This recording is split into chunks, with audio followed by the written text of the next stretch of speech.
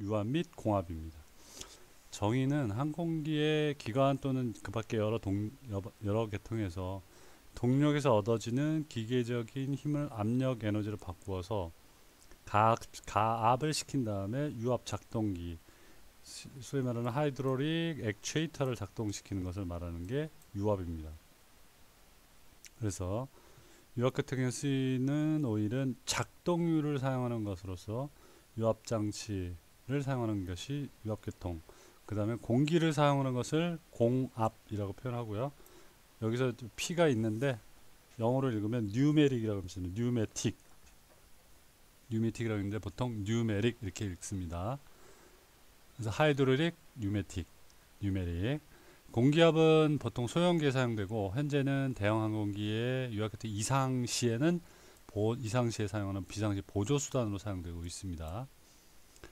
왜냐하면 공기압은 항공기가 비행 중에서 공기를 언제든지 받아서 사용할 수 있기 때문에 공기압을 사용하고 있습니다. 비상시에.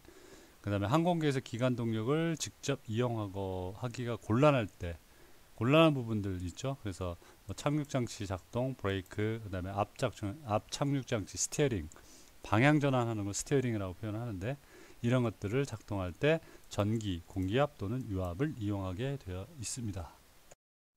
자, 일반적으로 작동유, 하이드롤릭은 압력을 받더라도 부피가 변하지 않는 성질의 비압축성 유체입니다. 그래서 작동유는 유압계통에 사용되는 압력을 전달하는 매체입니다. 정확하게 말하면 작동유는 하이드롤릭 유압유는 유압계통에 사용되는 압력을 전달하는 매체이다. 그래서 계통의 작동을 확실하게 하고 유압계통의 구성품에 해롭지가 않아야 돼요. 그래서 적당한 작동률을 선택해서 사용하게 되어 있는데 이것은 제작사의 정비 매뉴얼에 따라서 레저버 등과 같은 장치 표면에 표시된 작동률을 선택하도록 되어 있습니다. 아무거나 하는 게 아니라 제작사마다 약간씩 틀리고, 그래서 작동률의 기능을 보면 아까 압력을 받아서 전달한다 해서 동력을 전달해주고 기계 요소 윤활도 시켜주고, 윤활유랑은 같은 게 아닙니다. 비슷한 기능을 하지만 그 다음에 필요한 요소 사이를 밀봉도 해주고 그 다음에 열을 흡수하는 냉각 작용도 합니다.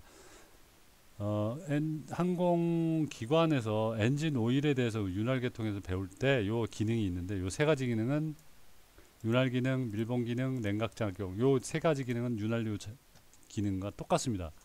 근데 추가로 두 가지가 더 있다는 것만 배우면 되고요. 그래서 작동유의 성질은 윤활성이 우수해야 되고 부드럽게 흘러야 된다는 얘기고, 그다음에 점도가 낮을 것, 화학적 안정성이 높을 것, 그 다음에 장치와의 결합성이 좋고 최적 개수가 클 것. 이 중에 점도가 낮다라는 말에 대해서는 뒤에 가서 좀 설명을 드릴 테니까 끈적끈적한 정도를 나타내는 거니까 쉽게 말하면. 근데 높은 거는 끈적끈적한 정도가 세다라는 얘기입니다. 뒤에 가서 다시 한번 설명을 드릴게요. 자, 그래서 작동유 성질도 내연성이 좋을 것, 그 다음에 열 전도율도 좋을 것, 왜냐하면 냉각 적용이니까, 그 다음에 밀도가 작을 것, 밀봉 작용을 해야 되니까, 그 다음에 거품성 기포가 잘 발생하지 않아야 됩니다. 왜냐하면 우리 베이퍼락 배웠잖아요. 이 기포에 의해서도 베이퍼락도 생기니까 잘 발생되지 않아야 되겠죠. 그 다음에 독성이 없을 것, 휘발성도 적을 것, 값도 싸고 구하기 쉬워야 된다. 자, 보시면 되게 조건이 복잡하잖아요. 되게 까다로워요. 그래서 실제로는 모든 조건을 만족시키는 작동은 거의 없습니다. 그래서 요구되는 특성에 따라서 사용되는 목적에 따라서 가장 적합한 작동률을 선택해서 사용하면 되겠습니다.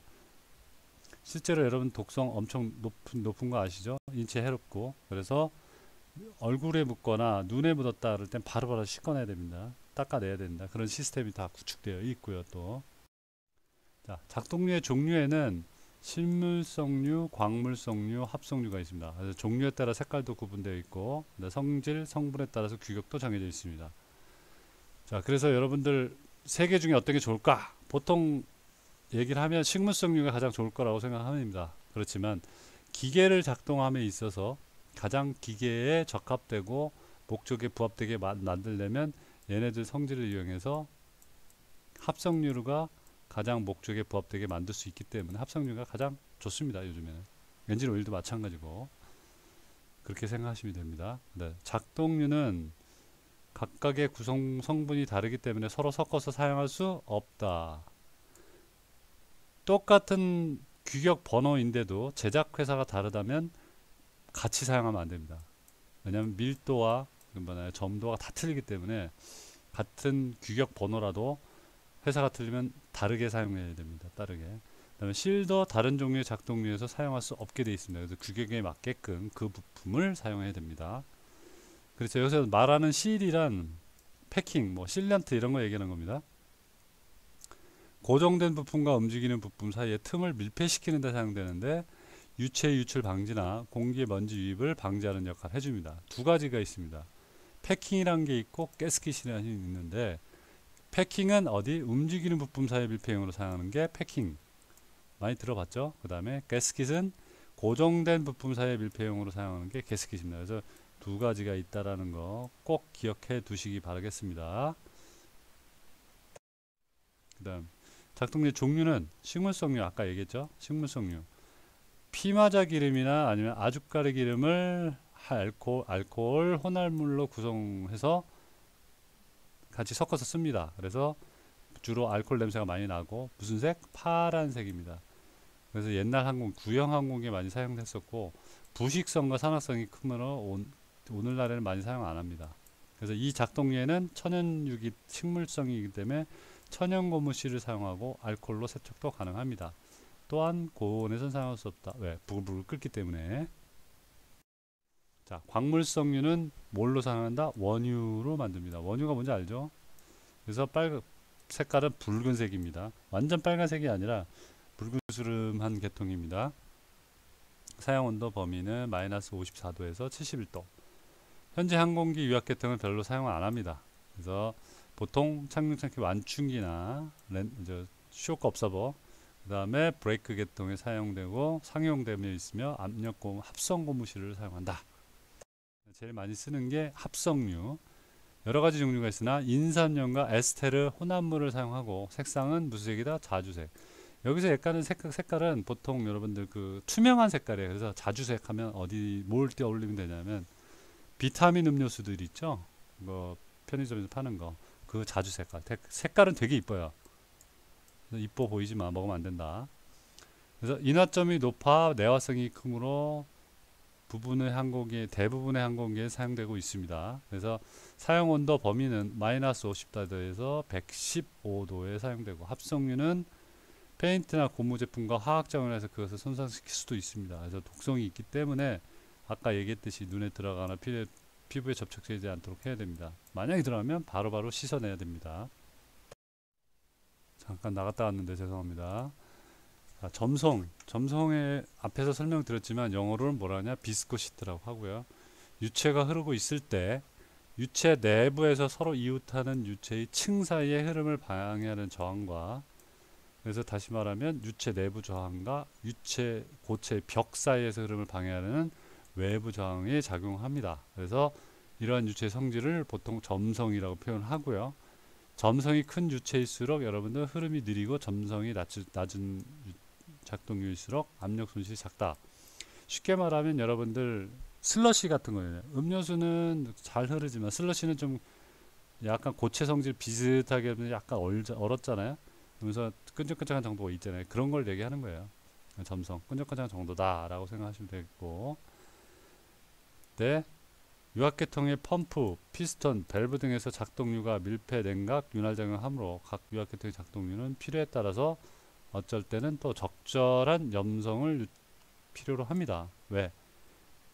밀폐 작용이 그 주된 목적이고 냉각이나 윤활작용도 필요하기 때문에. 그래서 온도가 따라서 온도가 증가하면 작동류의 점도는 낮아집니다. 끈적끈적한 정도는 낮아지고, 반대로 온도가 낮아지면 작동류의 점도는 높아집니다.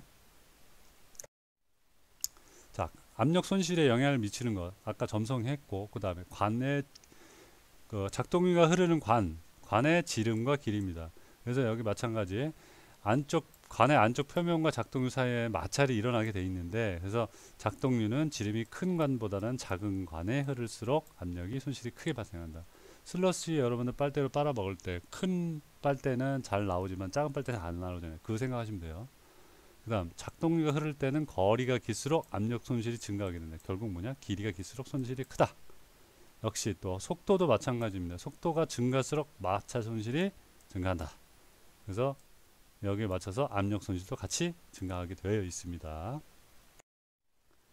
여기서 또 압력 손실, 측류와 난류가 있는데 작동류의 흐름은 측류 또는 난류 흐름이 있습니다. 그래서 여러분 측류 난류 이렇게 배웠잖아요. 우리 공기 흐름에 대해서 역학 시간에. 그래서 작동류가 정지 상태에서 움직이기 시작하면 흐름은 느리게 균일하게 흐른다. 그때 이 흐름은 작동류 입자들이 평행하게 흐르는 측류입니다. 근데 속도가 점점 증가하게 되면 입자들이 평행하게 흐르지 않고 어떻게 된다? 난류가 발생합니다. 그래서 역시 여러분들 아시겠지만 난류 발생하면 어떻게 돼? 복잡하게 막 뒤죽박죽 되잖아요. 그래서 이때 압력 손실이 측류에서 난류에서보다 크게 일어난다 라는 거죠. 그 다음에 오리피스. 자, 오리피스라는 것은 뭐냐 하면 이렇게 해서 관이 좁아지는 공간을 지나갈 때를 오리피스라고 합니다. 이렇게. 그럼 흐름을 제한시켜 준다 해서 흐름 제한기라고 표현하기도 해요. 그래서 오리피스 같은 흐름 제한기를 통과하게 되면 속도에는 증가하게 되잖아요. 그죠? 좁은 공간 지나가니까. 이 속도 증가를 해서 어떻게 된다? 아까 얘기했듯이 마찰 손실의 증가와 난류 발생으로 해서 오리피스를 지나면 압력 손실이 크게 발생할 수 있다. 자, 그 다음 이제 파스칼의 법칙입니다. 프랑스 수학자 파스칼이 제한된 용기 안에 액체의 압력을 증가하면 용기 안에 힘이 골고루 전달되며 용기 벽에 다 모두가 90도의 각도로 힘이 작동한다는 사실을 발견했다. 그러니까 여기 보시면 5개가 있는데 밀폐된 용기에 여기서 화살표식으로 힘을 이렇게 가하게 되면 여기는 이렇게 수직으로 압력이 발생되고 여기는 이렇게 수직으로 발생되고 여기는 이렇게 수직, 이쪽 방향으로 수직, 여기는 이쪽 방향으로 수직으로 압력이 발생되며 모든 위치는 맞다? 같은 압력을 갖게 된다. 같잖아요.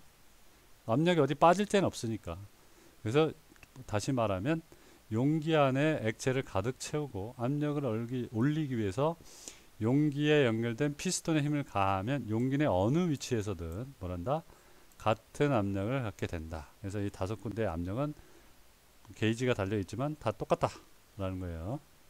또 용기의 크기나 형태에 관계없이 용기의 높이에 따라서 압력이 결정된다.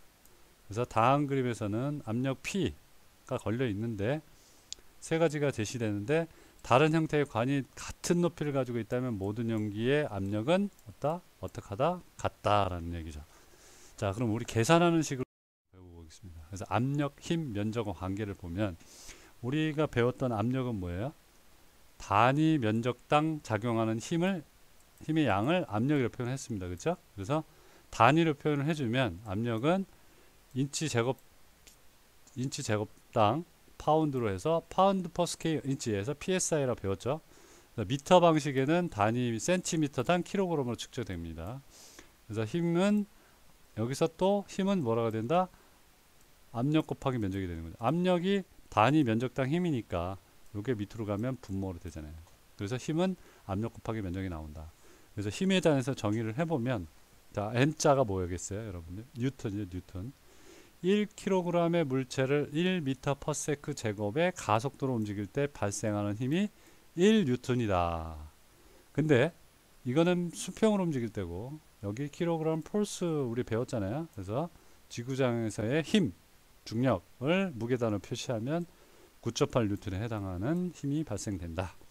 그래서 파스칼, PA 파스칼은 단위 면적당 작용하는 힘, 즉 1파스칼은 1N per 미터 제곱이다. 그래서 이걸 다르게 표현하면 1kg은 1kg 포스는 9.8N에 해당되고 1kg 포스 per 센티미터 제곱. 요 센티미터로 계산하면 9.8N 0.0001 미터 제곱이죠. 그래서 이걸 다시 환산하면 98,000N per 미터 제곱이 나옵니다. 그 다음에 이점이 있죠. 기계적인 이점이 뭐가 있냐? 지렛대, 잭 또는 도르래 등은 작은 힘으로 큰 힘을 얻기 위해서 위한 장치잖아요. 그래서 작은 힘으로 면적이 작은 부분을 큰 행정거리에 움직여서 작동기 쪽에서는 짧은 행정결을 움직이면서 큰 힘을 발생시키는 원리를 이용하고 있다. 유압이 하이드롤이. 그래서 유압 계통은 두 가지 중요한 기계집을 가지고 있는데 이게 뭐 하나는 뭐냐? 쉽게 힘을 전달할 수 있는 것이 있고 또 다른 하나는 피스톤의 크기를 다양하게 해서 기계적인 이점도 얻을 수가 있습니다. 먹었네요. 근데 여러분들 여기서 아까 얘기했듯이 옆 높이까지 나옵니다. 그 다음에 같은 부피가 작용할 경우에는 똑같은 이 아까 같은 관계식인데 또 하나의 관계는 주어진 면적의 피스톤이 이대한 거리에 따라서 유체 최적이 결정되는 관계식이다. 그래서 최적은 아까 뭐예요? 최적은 우리가 알고 있는 거 뭐예요? 단위 면적 곱하기 높이를 곱하면 되잖아요. 그래서 A1 곱하기 H1은 A2 곱하기 H2를 곱하면 최적은 같다.